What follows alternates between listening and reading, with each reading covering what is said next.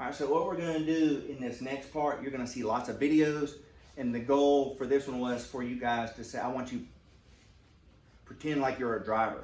Put yourself in the driver's seat and how would you handle certain situations. These are stuff, so I'm gonna exit out of this and then we're gonna go back into the presentation itself, but we're gonna go to a bunch of little videos, things that happened in this county this year, and you guys will kind of do some turn and talk with each other and say, how would you handle this, and just kind of think of yourself as a driver.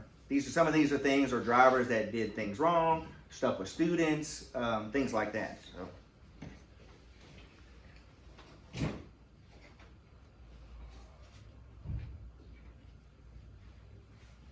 So this here is a student starts a fire, I believe.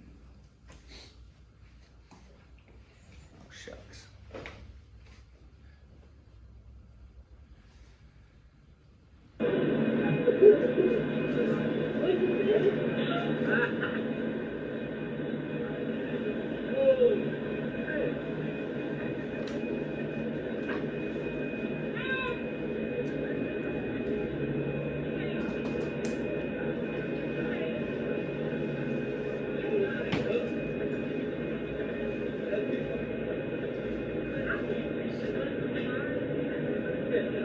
Some of these may be your school, I don't know.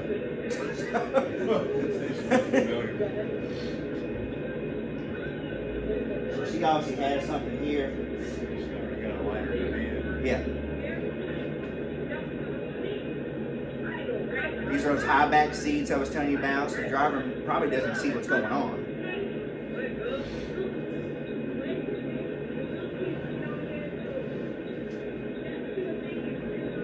See if I can do it.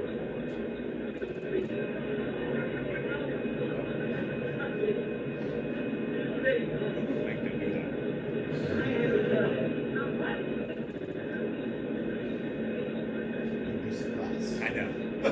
Same. Or not.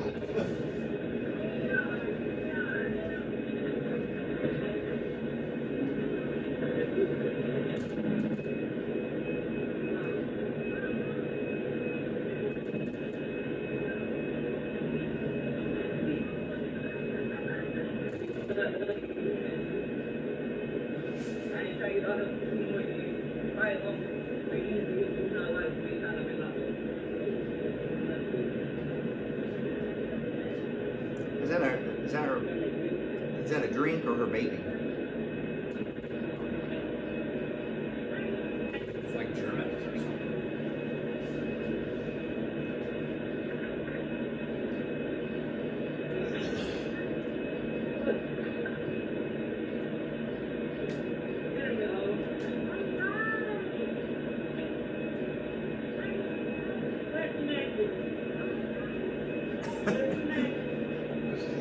Where's the matches?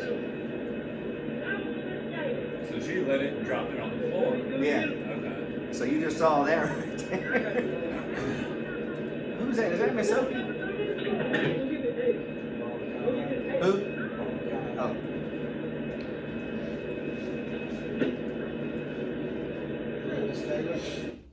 Who was that? Owens. Oh, that was Owen.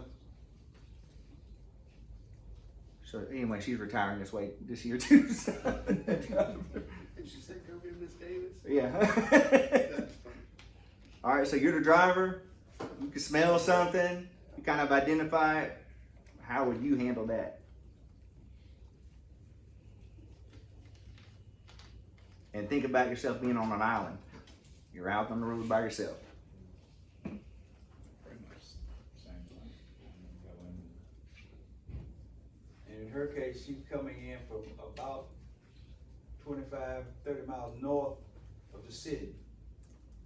Well, she's out there by herself. And she's out in the middle of nowhere. I mean, she really doesn't have to do, I mean, if there's no immediate danger, she knows who it is, just drive the bus. Once you get there, call me. We got video. And we got some that go in panic mode. She didn't go in panic mode. Obviously, this was just something they turned in. I mean, did she go in panic mode that day? No, Oh, but sometimes she does. But yeah. Well, Yeah, she, I mean, she handles her stuff pretty good. but some of them, they go in panic mode. Oh my God, and then they get the other kids riled up. So, This is a driver who didn't put his brakes on. Oh, that's great. And this is at, so you'll see he's right here. He's still in the seat.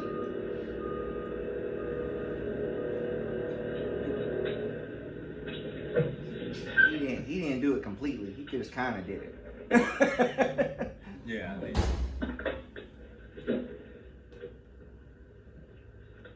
He didn't walk his bus. Dang. Alright. He too gone. They didn't close the door. This one's not broken up, as you'll see right here.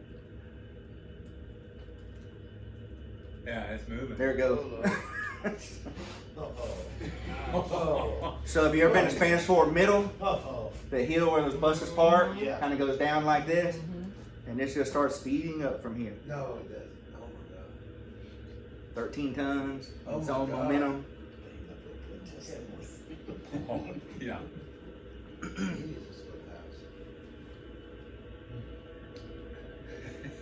Is the car- is that Went car by. going by or just, oh my God. I don't even know if they see it. Hey, where's the driver? They think it's a Tesla.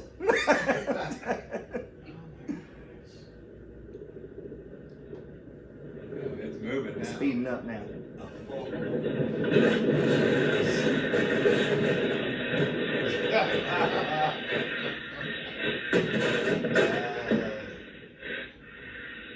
Not much we can do to defend that one, you know. That was what, $20,000 culvert we had to repair for the city.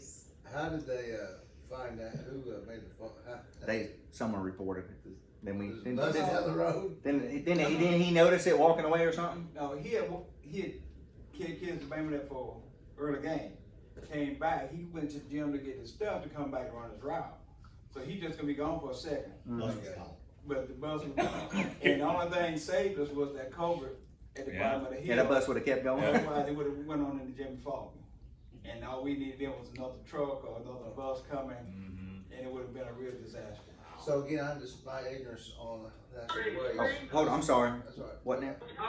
What, so how, what didn't he do now? I know he didn't hit the brake, didn't lock He it didn't. up? So Did he brake just or he what? didn't lock his brake.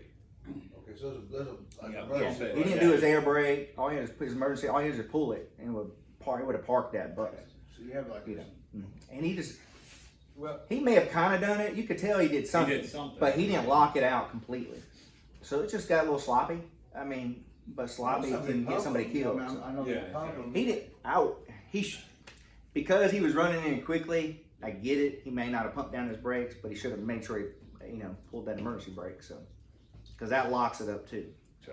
and the other thing is, anytime you're parking, especially on a hill, always turn your wheel to the curb.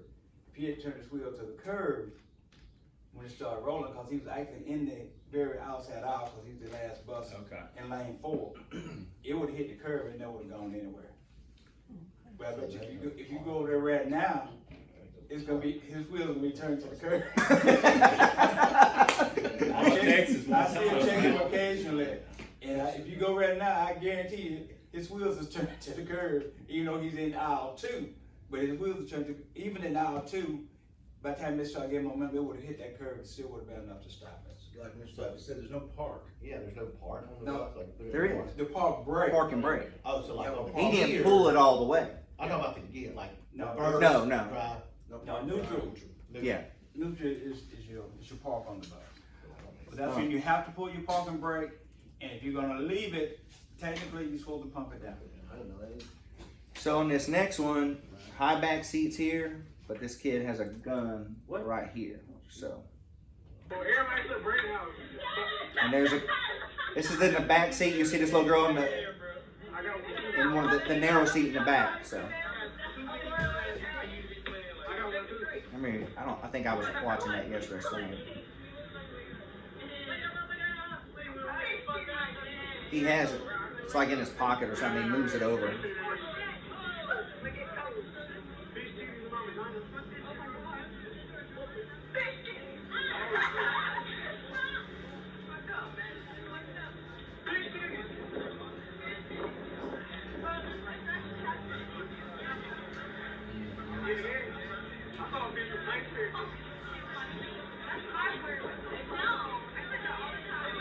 What school is this?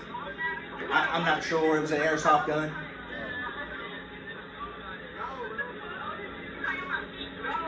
So he's already advertised that he has. Yes. Right?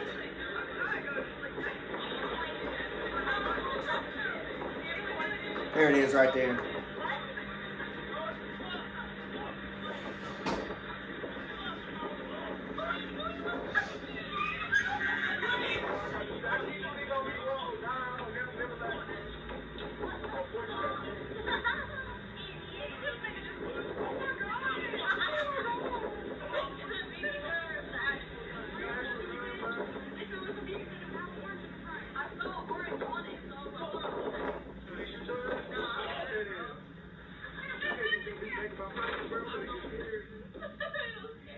Bust down with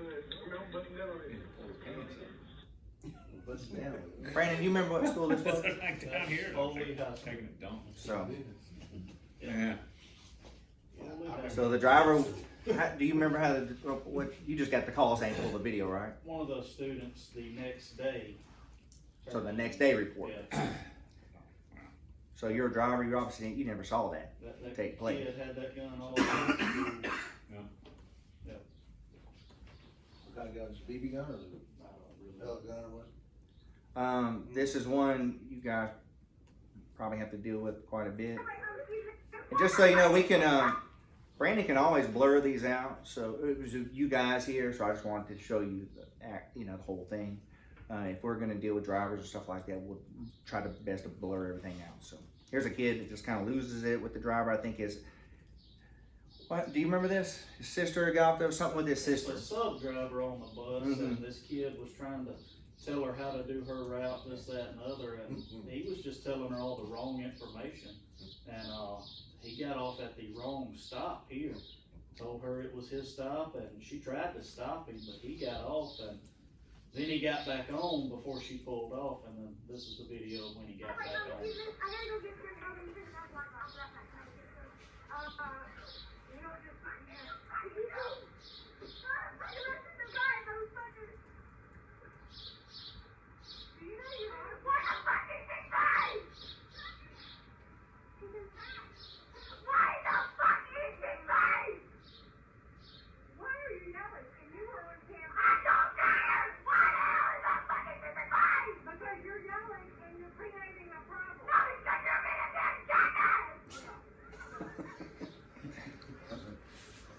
She literally never done anything, said anything to him on the bus route or anything. Yeah. What'd you say? He said that's why I'm retired. These are my kids. This is the same little kid before he got off. So that's that kid right there too. Yeah. All right. I don't like moving. Mommy's gonna bring it in.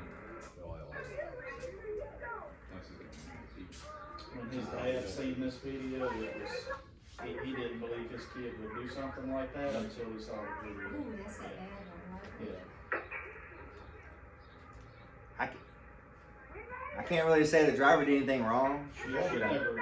It's trying to be rational. Yeah.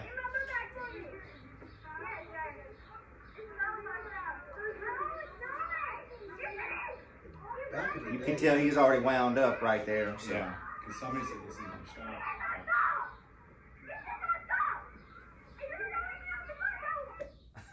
He said, "I'll jump through the damn window."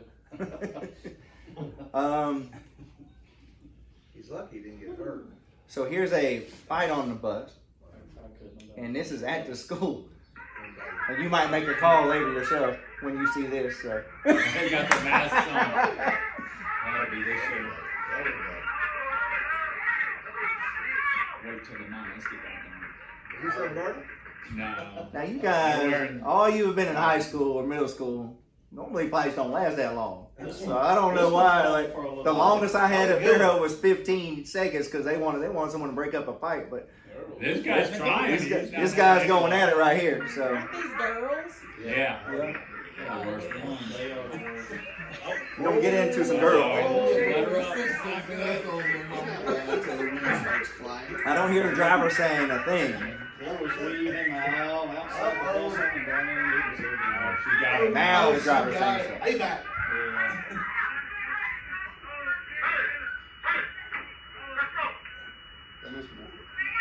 I don't remember which one it was. There it is.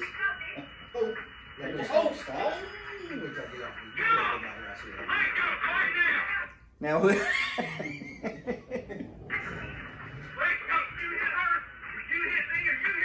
That's wig. That's the wig.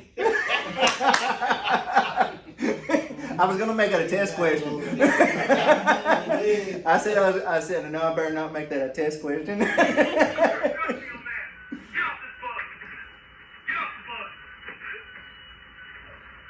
He got his mask on though. That was Maminette Middle School. That was Zach Wickstrom. And they're probably cousins. Yeah. They, instead of fighting at home, they fought on the bus. Yeah. They could have been fighting in front of them. Let me show you this one because this is the, and then we'll move on to the presentation. So this is a. I'm sure I do. So this is at this is at Magnolia. The school's Magnolia, so it's all elementary kids. This driver, she had some issues. But it wasn't all the time. It was one of those, they ride that edge. You couldn't really do much with them. And, you know, the stuff we had, we were able to document. And this kind of led up to her demise. And, but it's just sad we can't, not that I want to catch any driver doing anything wrong. I'd rather catch them doing stuff right. But things happen. And she just kind of rode that edge for about a year and a half. She just started going downhill. And she was really a decent driver before you just see things changing with her. So.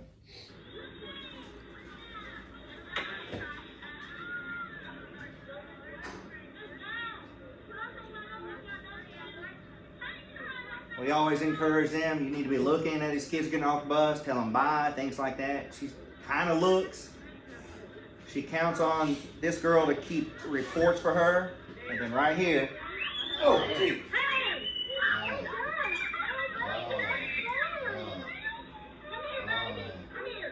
we kind of figured she dragged that kid about 20 feet. Oh. So If it wasn't for the screaming, she probably would. she would have known. As a matter of fact, she was upset that someone screamed like she was going to get on to somebody, Yeah, you know. yeah. I didn't know it was Yeah, the door's closed and she drives off.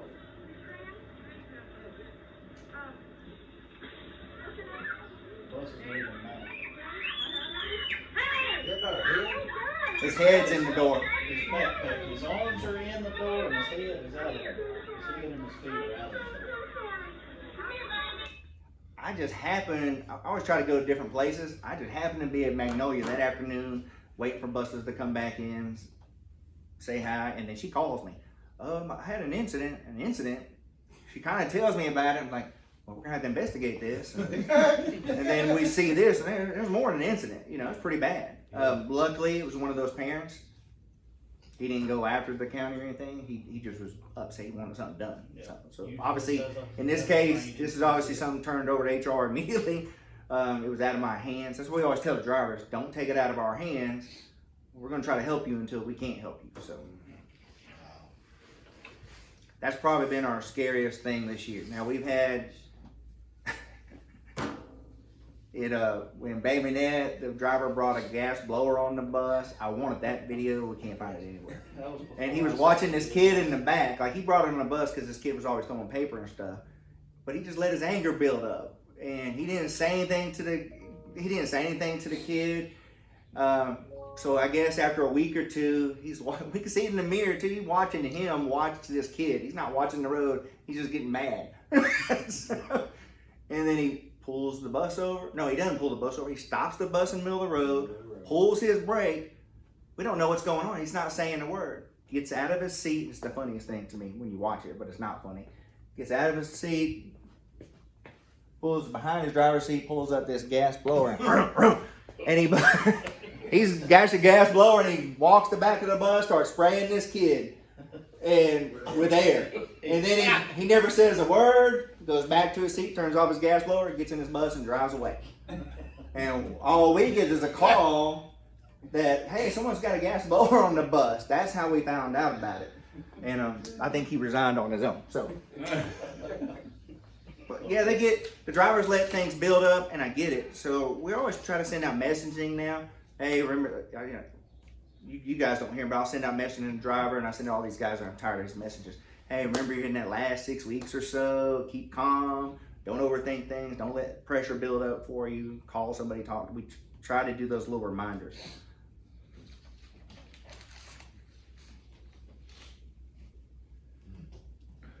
Attitude is everything, and it's if we had more drivers like this, things would be a lot more peaceful for everybody. When you go to your job for a reason, not just the money, that's a good thing. That's a good feeling. And that's how I feel about my job when it comes to my kids.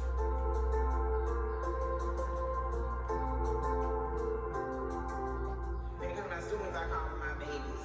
I'm a real big part of their life. So I'm watching them as they grow up and just loving the person they turning into, maturing into. It's a lot. It's like they're one of your own. Hi, my name is Aisha Miller. Welcome to my office. My typical day as a bus driver, I'm up 3:30 in the morning, trying to get dressed. I gotta be to work by 5:15. Early in the morning. First thing you do, you're gonna clock in, you gotta go down to that bus, you gotta pre-trip your bus. Every time so you leave out on the bus, you gotta cut on your lights, you gotta go out and check those tires. You do inspections from outside the bus and inside the bus thoroughly to make sure that everything is okay before you even go out on the road. What started me to become a bus driver is watching my mom. It's my mom who's a bus driver and me being on the bus with my mom. By me being here so long, I had some of my kids since pre-K all the way up to high school. So it's like, I don't consider them my students. Those are my babies. I have some kids now that's grown, 20-some years old, and they still see me and be like, Miss Aisha, Miss Aisha. Oh God, that just got to my heart that I'm still remembered.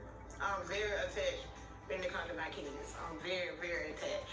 I'm playing mommy role plus bus driver role, because I'm not only a bus driver. I'm tying shoestrings. I even done hair on the bus for my babies. You gonna hear a name about 1,000 times a day. All day long you hearing, Miss Aisha, she looking at me. Miss Aisha, she wanna be my friend. Miss Aisha, if you can't take that, that's not, driving bus is not for you. And then think about when you get home, if you got more kids. She always smiling. I never see her upset, so you come to the shop, to bring a bus and always be with a smile. It's more than just a job you going to. You are doing more than just sitting behind the wheel. You got it. Your heart is in it. People don't really see that. They just see you as a driver, but it's more than that. It's more than just driving.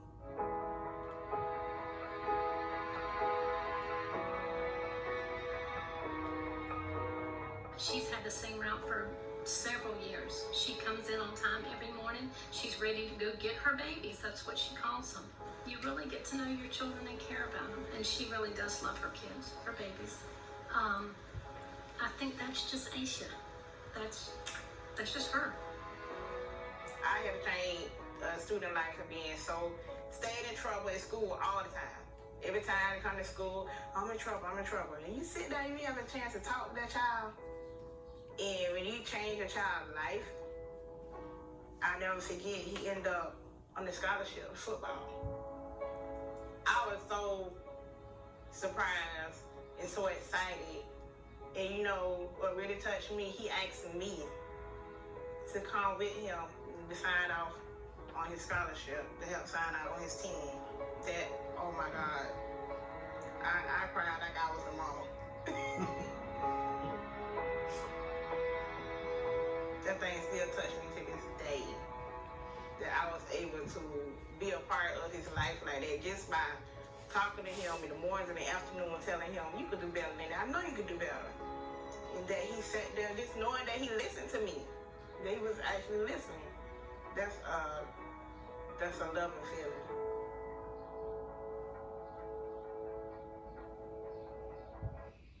Obviously, we would hope that all our drivers would be like that, but we know that's not true. But we have the same with teachers. You got teachers the same way. They've just been in it. they probably started for the right reasons, and life just hits them, and they stop being positive, stop saying, you know, we got to do the right thing. So we're going to watch portions of each little video here. The thing is, I'm going to show you driver awareness when they're on the roads and things like that. These are videos we show our new drivers coming in, and when we get a chance to work, you know, here's the deal with drivers. I don't get them all the time. It's hard to do training, so we got to make our training compact and impactful if we can. So. When you send your kids off to school, you think they're going to be safe. But just this week, we've covered 3 school bus accidents in the last 3 days. It is very concerning for parents. So we've had 3 this week with teenagers going home and hitting the buses. Exactly who's to blame. Stephanie, what and the 3 this week? So what'd you find out, Steph? Mia, our researchers pulled accident data today from the Texas Department of Transportation. And when bus drivers are to blame, TxDOT shows it usually comes down to them making the same 3 mistakes on the road.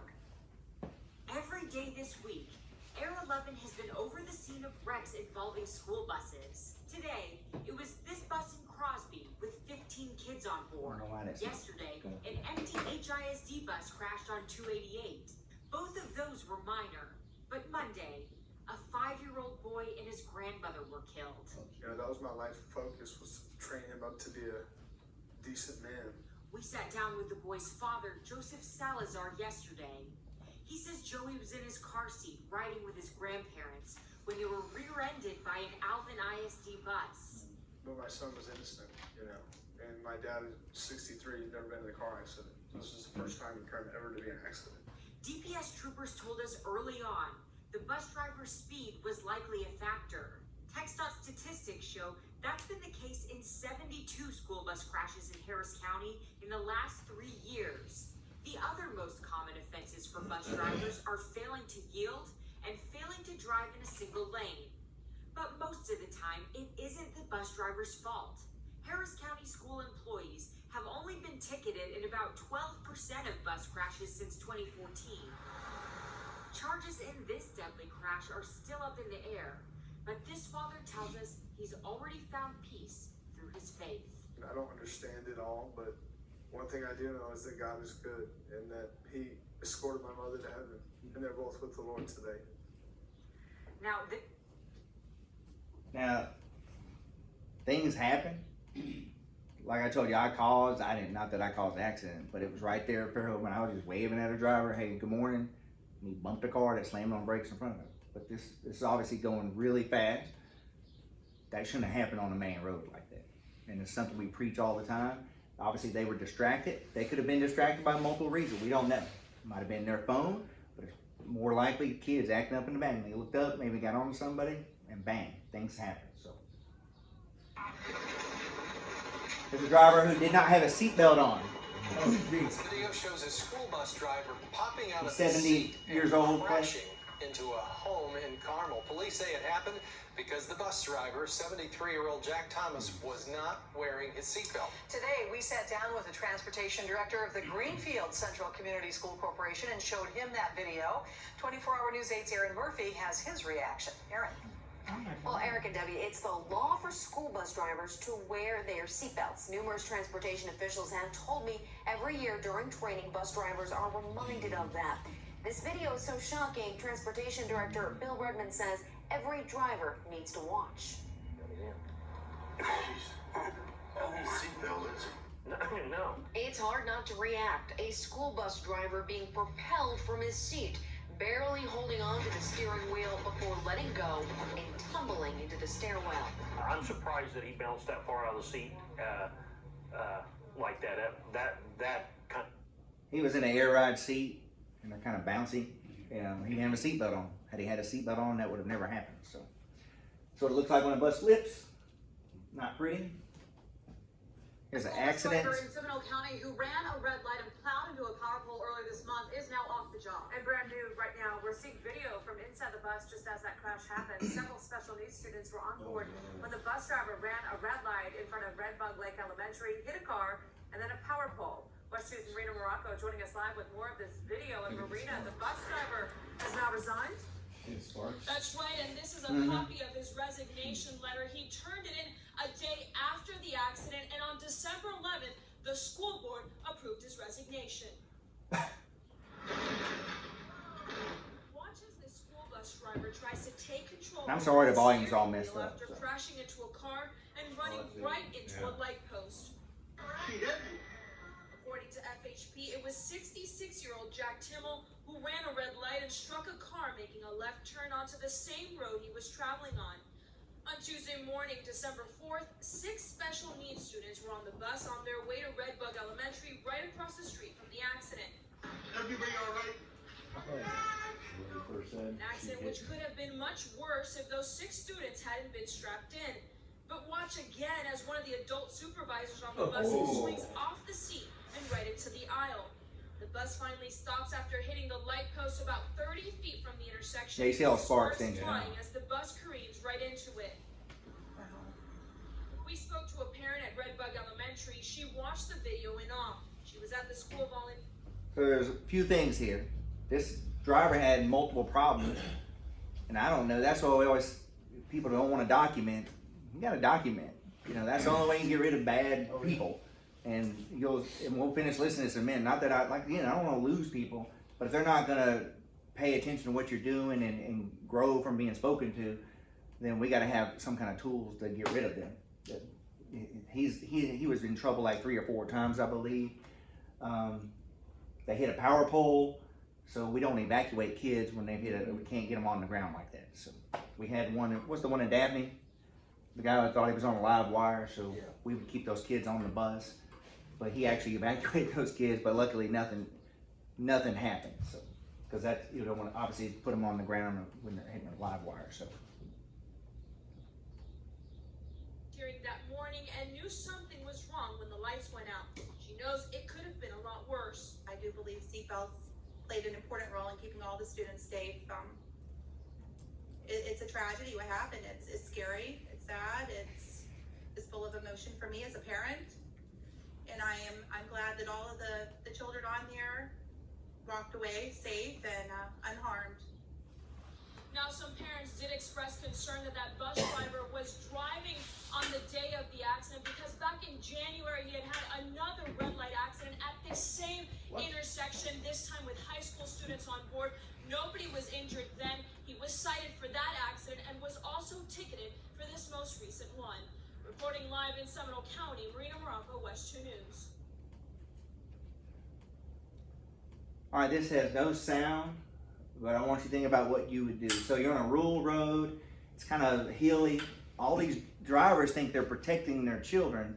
I know what's going through their brain in this, and but it's illegal, and you'll see what I'm talking about in a second.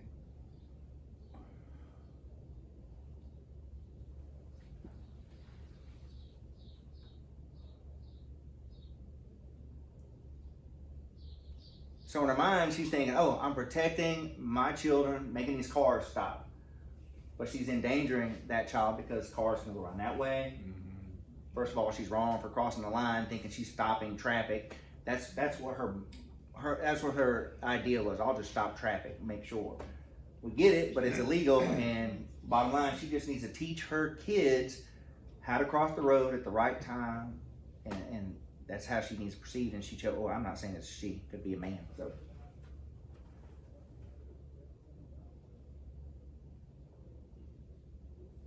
I don't even see how, I can see why they would do that. I don't even see that.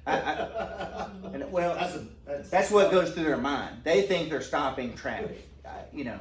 At this point, no matter what happens, it's the bus driver's fault. Yes. Yeah, this guy's gonna get mad and gonna be like, no matter what happens at this point. Obviously this happened multiple times. This guy might have just, I'm gonna follow this bus because this happens all the time, and decided to film. So there's no telling how long this went on. Yeah. So.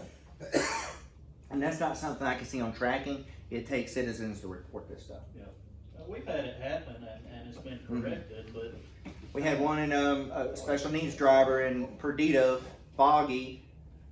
She blocked that road, and Bernard found out about it. We addressed it, and but you know, it was a logging road. I know what goes through the brain, but bottom line, it's all about training your parents and your students on how to cross. A 4-year-old boy left alone. There he is at a Valley school. This is at a school. ABC 15 obtained the surveillance video. Or at a parking garage for buses. And I'm Steve Irvin, ABC 15's Corey Rangel, the only reporter with this video. And Corey, we've now learned just how long that boy spent alone on that bus. Yeah, Steve, here it is again. This video shows that school workers left the boy alone on the bus for about 11 minutes in the school bus yard without the bus turned on.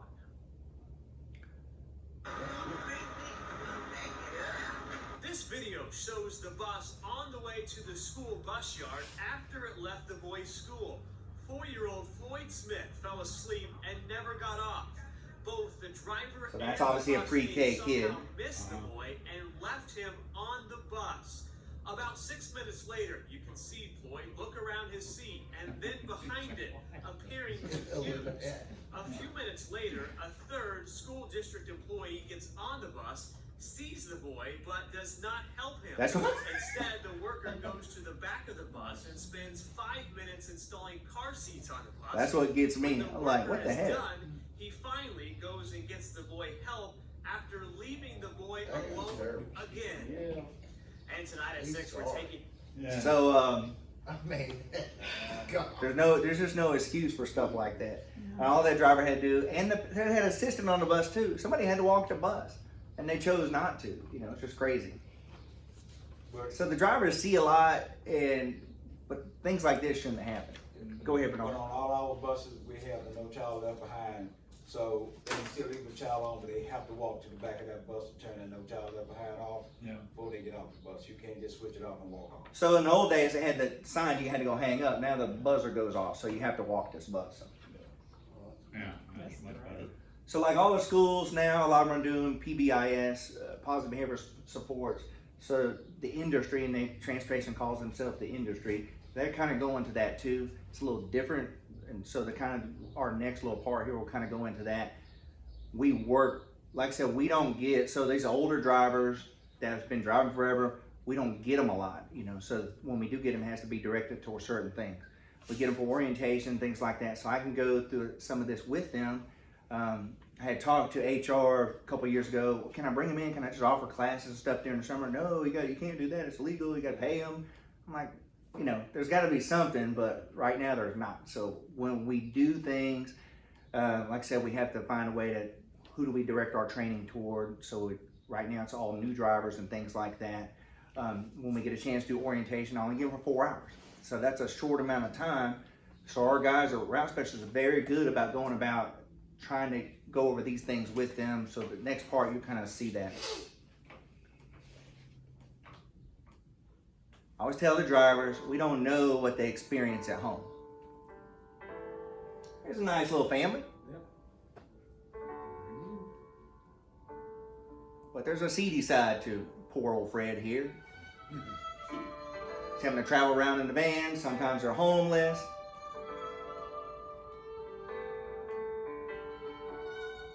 He's dealing with a drug dealing brother or cousin that hangs around with him. Like I said, sometimes they live in a van. Life can be pretty rough. Who's the one that suffers?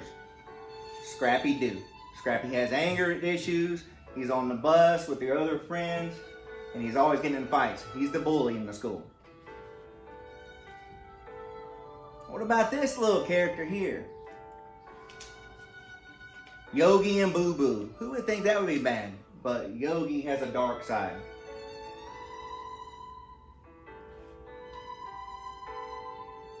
Yogi likes to steal picnic baskets.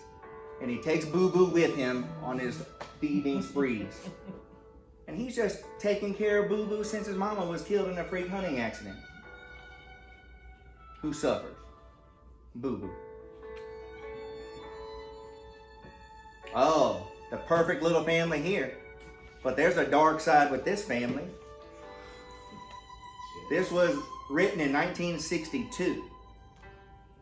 George Jetson seems like the all-American dad. He's 40 years old. Jane is 32 or 33.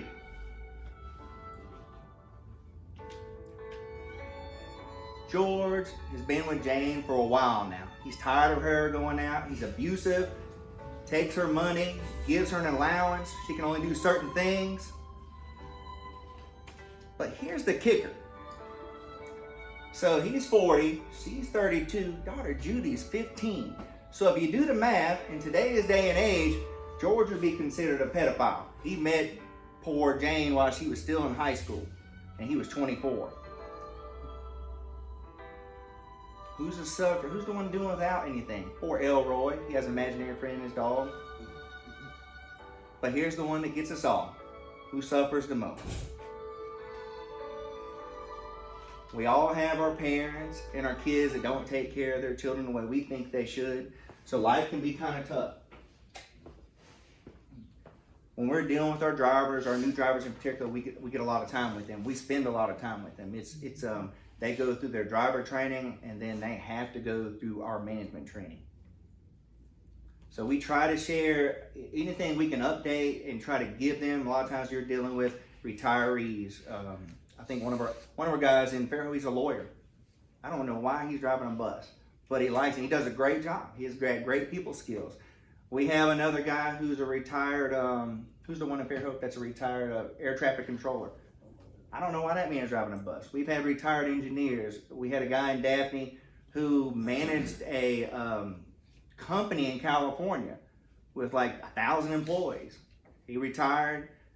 He tried to retire, but his wife was giving him too many honeydews, and he started driving a bus for us, and then he'd go fishing during the day, and he'd come back. So these guys, there's all kinds of different walks of life. We have your mothers, your single moms, and then sometimes these guys just don't have people skills, so we got one we call autistic, and he's literally autistic, and so it's not a bad thing, but he could only drive certain kids. I couldn't put him on an elementary school bus. It would weed him out, and he just couldn't do well. But we found a place for him. So if we have drivers that say, this doesn't work for you, let's try this. We try to identify it right away if we can, and then, Danny, we're stuck with some drivers that we wish we could get rid of. And but we also try to help them as much as we can, try to reteach them. I've had some we brought in here, and we make them go through the gambit. Now, does that help that driver? It depends on the person. If they want to be helped, they're going to be helped, but you still got your personalities like anybody else. So in like I said, in the industry, they talk about positive behavior supports. They went away from more of a managerial type thing to go just like the elementary schools are. Middle schools doing this too, I believe, and high schools. So the managing behavior is obviously aggressive and threatening. So if you got that guy just sit down, shut up. They don't say anything to the kid. They don't try to redirect their behavior. We try to tell the drivers we want to influence their behavior, give them positive. Is that always possible when you're living in Pine Grove with some elementary kids and things like that are pretty gruff with their parents as well. It can be rough, but we do try to get our drivers to realize there's a different way to pursue discipline issues. There's 4 types, and this is on your little thing here. Tangible reinforcers. Children love these, stickers, certificates. We have a lot of drivers that do stuff like this. They'll bring candy on the bus. They'll try to encourage their students the right way. Token reinforcers, earning points or tokens. This is where some of the schools help with this too. Not all the schools, but some of the elementary schools work together. At Pine Grove, I do this speaking on the side. I went and got a wrestling belt for them, and what they do, each week they'll assign that whichever bus behaved the best, they'll put that wrestling belt on the bus. And so the bus driver gets the wrestling belt for a week or something. I don't know how, and I think they still use it that way. Social reinforcers, praise is powerful, calling parents, things like that, finding ways to get kids to behave. When I drove a bus, I would sing military cadence because I had the bottoms in Loxley. So that first little area, we would sing military cadence for 15 minutes, and they loved it. They would hop in. It was loud, but I enjoyed it. They enjoyed it, and I dropped that group off. Then I had my country kids out in the country. We did something else. You gotta we always tell the drivers, find something that's gonna work for you during a particular area. Activity reinforcers can be restrictive on a bus. It's hard to find things that you can do on a bus. You can do this easier within a school. Got to find creative ways. Taking roll, having, like the lady, although she locked the kid up in the door, she found a kid, her goal was, I'm gonna have this kid take roll, but that kid got in front and then she wasn't paying attention. But we do have drivers that say, okay, I need you to do this. They'll take that bad kid, oh, do this for me, and they behave. It keeps them under control. And this is all in your stuff too. Did you have the heights as well, Locksley heights, or just the bottom? I had both of them. Yeah, you remember that. So he does too. Bernard does too. Bernard drove my daughter when she was in kindergarten. And so, but he had all middle school and high school kids. So he picked my daughter up at Locksley. She'd come back after the afternoon. Those kids are smoking on the bus. That's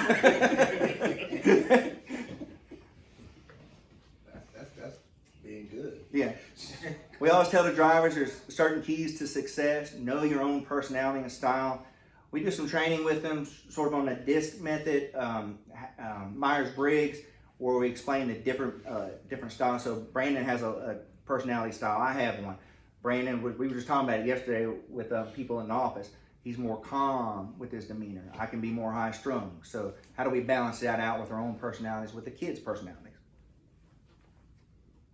Keep rules and procedures simple. Just like teachers, some just try to overdo it, and it's overkill. You know, you got your 10 rules on a bus. Don't do this, don't do that. You got to pick your battles.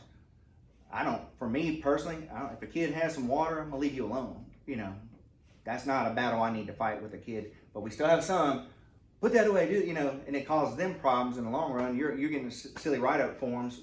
Brian Williamson and I were at Fairhope High School.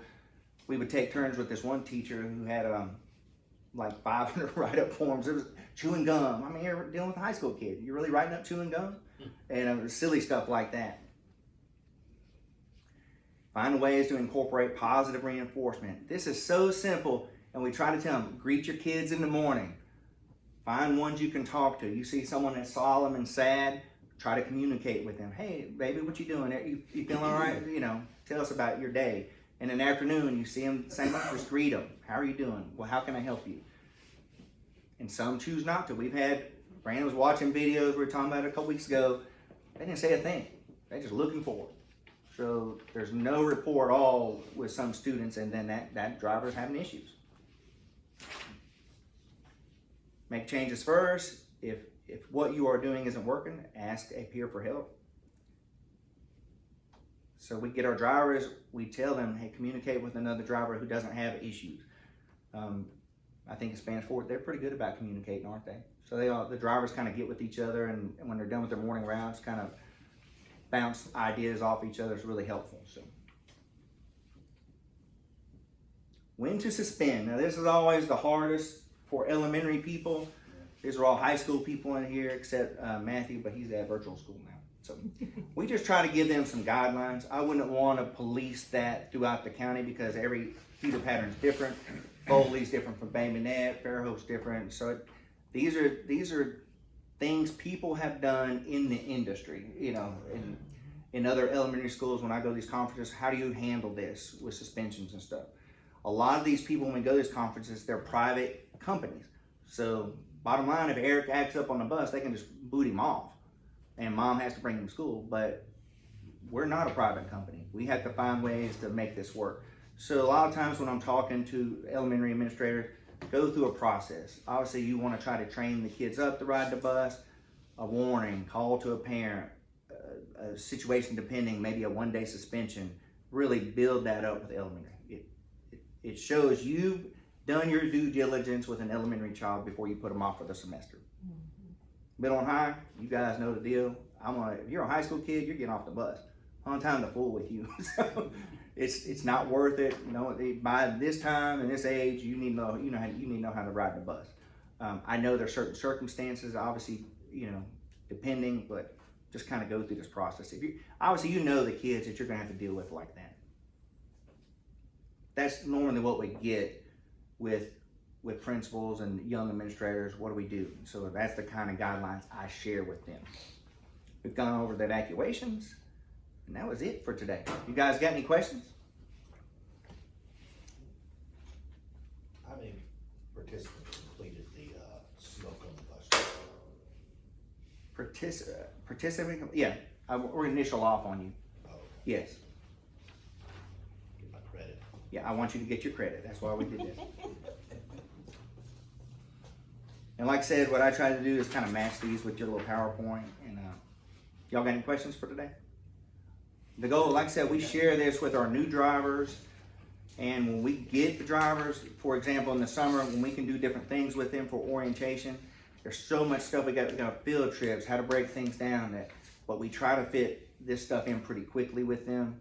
And the goal is always try to remind, we got a few that are fine, they're great. And then we got a few that, just like you guys have. So, anybody else? This was a good session today. Did y'all have a good time? Really. Next week is, we're getting close to wrapping this up, aren't we?